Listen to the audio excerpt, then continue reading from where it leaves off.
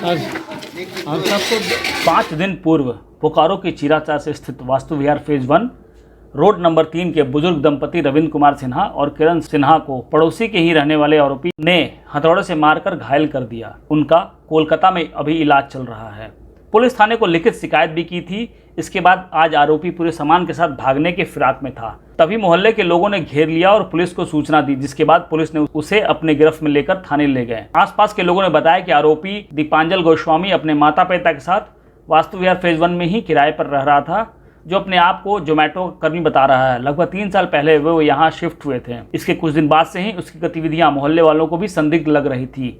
बीते 1 तारीख को ठीक इसके बंगल के बुजुर्ग दंपति रविंद्र कुमार सिन्हा और किरण सिन्हा रहते हैं, उनके घर चोरी की नियत से नकाब लगाकर हाथ में हथौड़ा लेकर गया और दोनों बुजुर्ग दंपति के ऊपर हथौड़े से बुरी तरह से हमला किया। जिसका शोर सुनकर मोहल्ले वाले आए तो देखा कि दोनों बुजुर्ग दंपति के सर से खून बह रहा है, जिसको उठाकर बोकारो जनरल अस्पताल ले जाया गया। उसके उपरांत उन्हें कोलकाता रेफर कर दिया गया, जहां वह इलाजरत हैं। और आज आरोपी अपने घर का सामान मालवाहक में लोड कर भागने की फिराक में था, जिसे सभी मोहल्ले के लोगों ने घेरा और पुलिस के हवाले कर दिया। आपको बता दें कि आरोपी दीपांजल गोस्वामी मूल रूप से आसनसोल पश्चिम बंगाल का रहने वाला है। उसके अनुसार उनके पिता ने हथौड़े से वार कर पड़ोसी बुजुर्ग दंपति को घायल किया है। उसका कहना है उनके पिता लगभग 10 साल से मानसिक रोग से पीड़ित हैं, उन्हें दौरे पड़ते हैं, उनका इलाज चल रहा है। घटना के बाद मकान मालिक उन्हें मकान छोड़कर जाने को कह रहे थे, जिस वजह से वो लोग घर का सामान लोड कर जाने की तैयारी में थे। हम चोर चोर जब आवाज़ आया तो आंटी बाहर निकल के चोर चोर बोलने लगी। हम लोग ना बाहर निकले तो देखिए कि आंटी पूरा खून से लथपथ थी, पूरा ऊपर से लेके नीचे तक पूरा उनका खून जैसे नहा कर लग रहा था कि नहा कर। हम लोग खून देख कर डर गए और फिर आंटी को देख रहे हैं कि उनके यहाँ से आंटी के यहाँ से वो अंकल पहले निकल रहे हैं और उसके बाद से वो निकले हुए हैं हथौड़ी लेके, पूरा ऐसे ताने हुए, मास्क लगाए हुए थे। और अंकल जो थी कि हमारे वो निकल रहे हैं हथौड़ी लेकर। और उसके बाद से देखें कि उसके बाद से हम लोग ज़्यादा ध्यान नहीं दिए।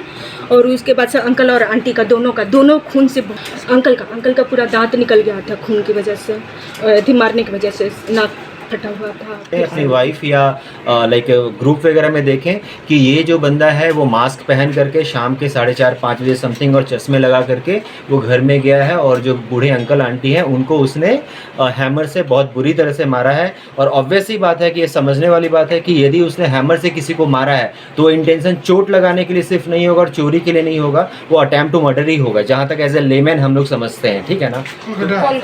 अभी वो उनको BGH में भर्ती किया गया था जैसा मुझे बताया गया है, क्योंकि मैं नहीं था, मैं भी जस्ट आया तो। और उसके बाद उनको डॉक्टर जो है उनको कोलकाता रेफ़र कर दिया, तो कोलकाता में उनकी ट्रीटमेंट चल रही है। तो हम तो काम कर रहे थे ऊपर में अपनी मम्मी लेटी हुई थी क्योंकि उनका भी तबीयत ख़राब रहता है। तो आंटी जी का आवाज़ सुन के हम ही बाहर आए पहले, तो देखे कि पापा है।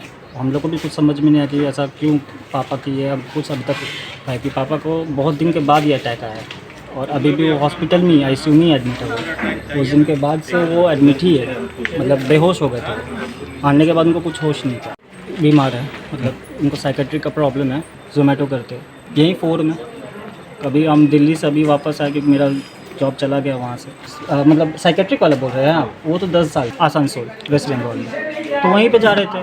अभी हम आए हैं स्कूल ले जाने के लिए थाना पूछताछ। वो 2-3 दिन पहले यहाँ पे किसी को मारा था, कोई रविंदर सिन्हा नाम के व्यक्ति थे, उन्हीं को सुन रहे हैं कि हथौड़ी से मारा गया था जी। वो अभी इलाजरत में है। पहले तो इधर लगता है BGH लेके गए थे, वर्तमान में लगता है कोलकाता भी कहीं ले गए। बड़ा बाबू बुलाए हैं इनको। अच्छा। दीपांजल गोस्वामी। कहाँ रहते हैं? एड्रेस क्या है? एड्रेस तो वर्तमान में किराए पे रहते हैं या अपना घर है इनका? किराए पे हैं।